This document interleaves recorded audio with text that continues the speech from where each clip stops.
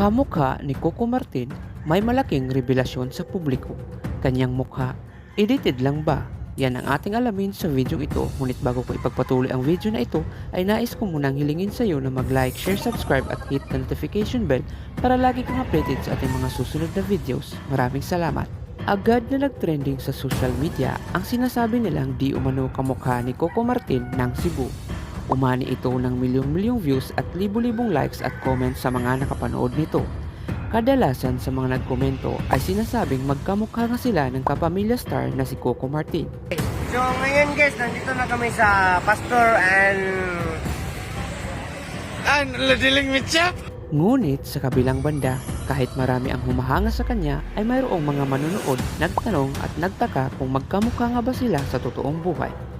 Base sa aking pagsisiyasat, ang viral na kamukha ni Coco Martin ay si Peter, isang 26 years old at nakatira sa Argao, Cebu.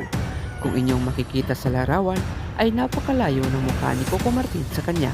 Sa makatuwid, ang viral video na kamukha ni Coco Martin ay isa lamang fake. Ibig sabihin, edited lamang ang mukha ni Peter para magmukhang si Coco Martin. Ang pahayag na ito ay pinatunayan mismo sa page na Lutong Kahoy at inaming frank lamang sa mga manonood ang ginawa nilang video.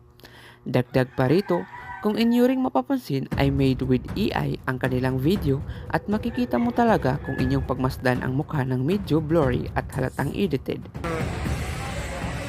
Ladiling Mitya. Pastor drinks.